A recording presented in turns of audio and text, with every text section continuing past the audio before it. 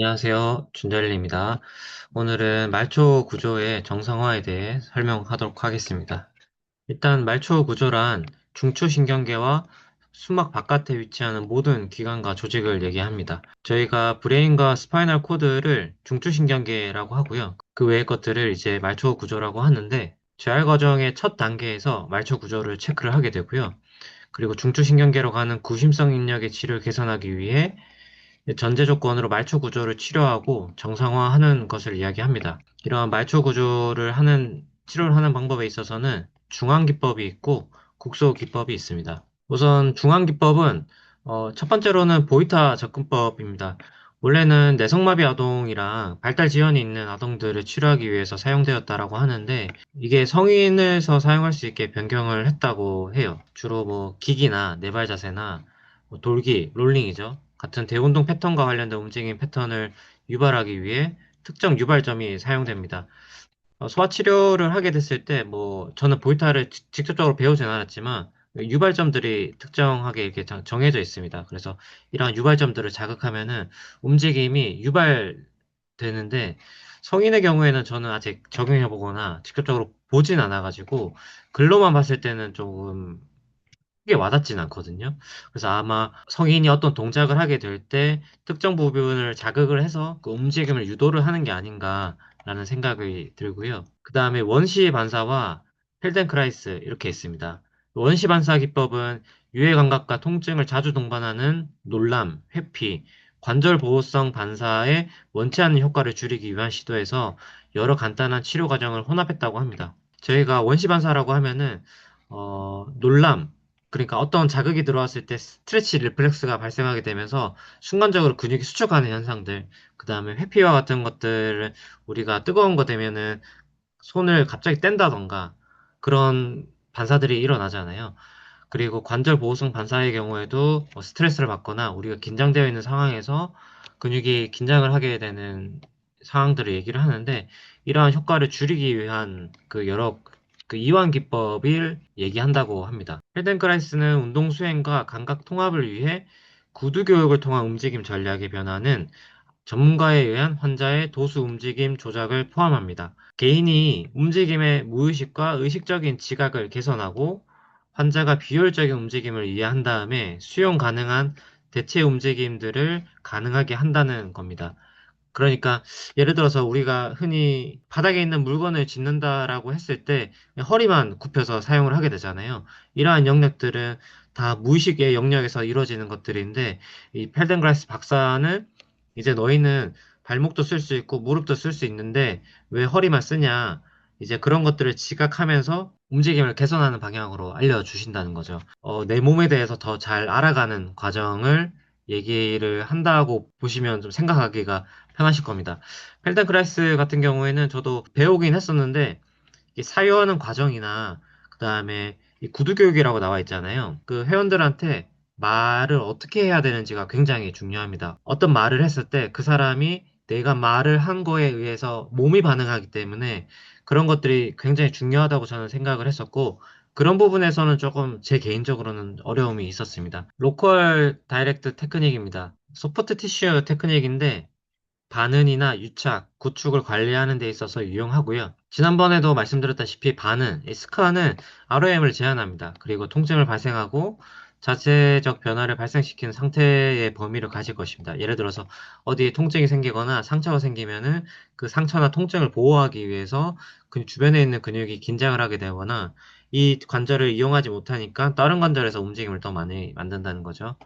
그리고 유착은 다른 것에 의해 미끄러질 수 있어야 하는 표면 사이에서 일어납니다. 그리고 유착은 근육층 사이나 힘줄과 그것을 싸고 있는 조직 사이의 손상, 감염이나 염증으로부터 자주 발생합니다.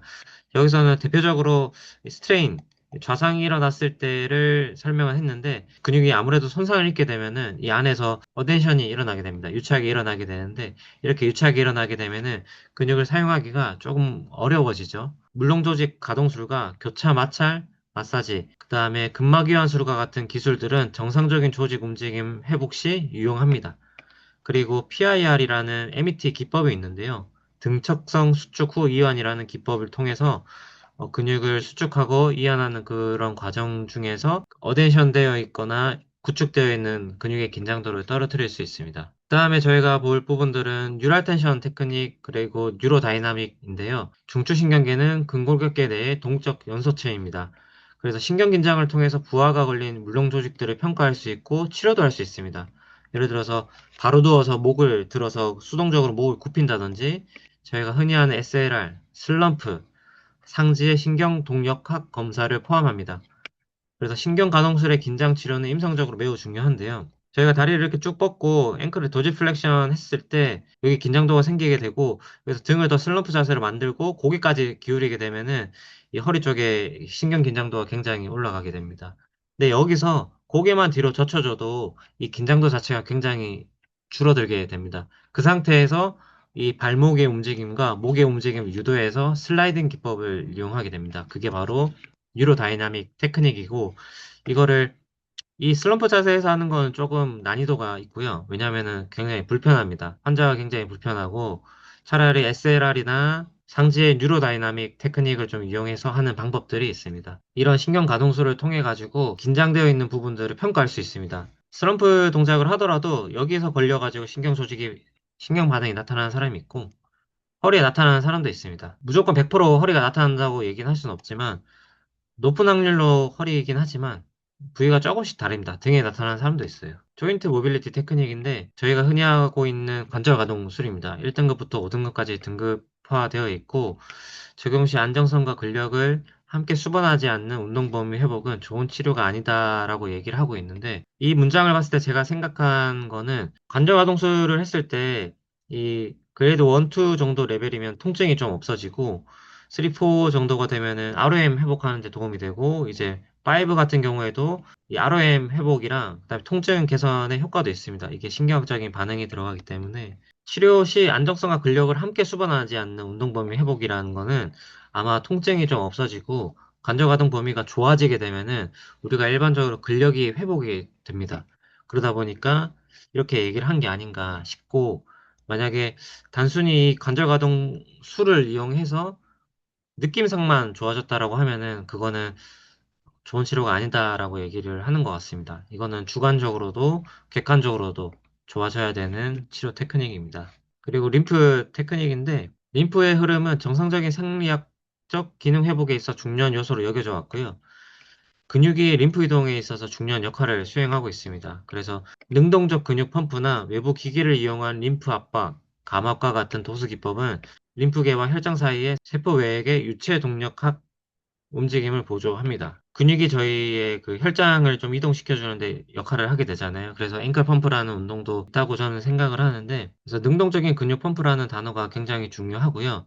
그래서 어떻게 보면은 가벼운 운동이나 마사지 같은 것도 좀 도움이 될 수 있겠죠. 근육사슬이 우선 치료되면은 부종은 빠르게 해결되고 정상적인 구심지각과 기능이 차차 회복된다라고 얘기하고 있습니다.